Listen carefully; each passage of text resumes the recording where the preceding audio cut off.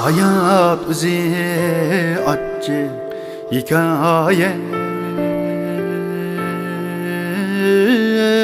Ketmek ba gelmekinin ahir Hayat bizi acı hikaye Ketmek ba gelmekinin ahir Bu hayatın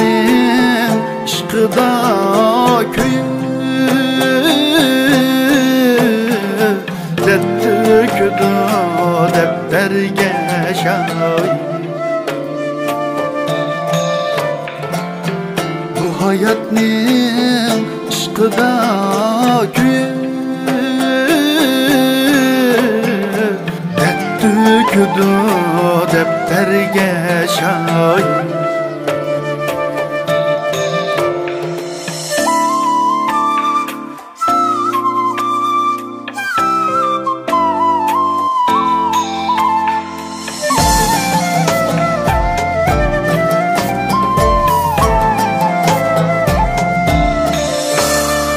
Fesillerge bölüngen alem Bahar mı bak zimistan Teley sınap yaşavatımız Kutluk armağan duamı cezim Teley sınap yaşavatımız Kutluk armağan duamı cezim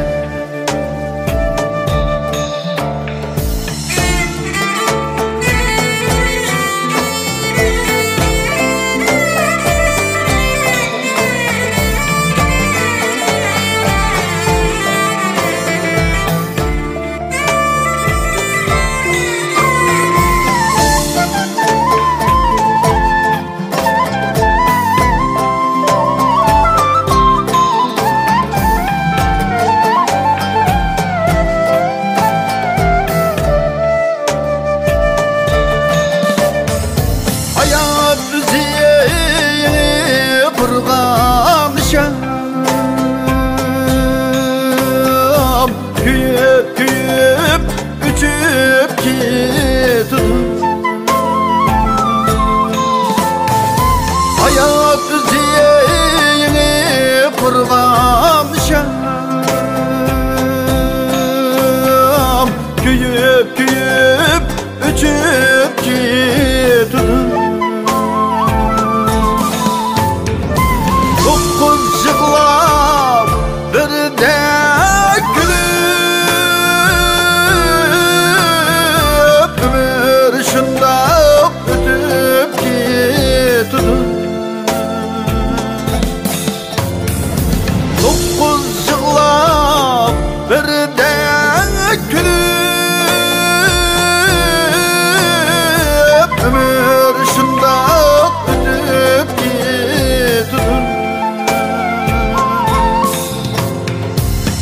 Dokuz yıglap bir de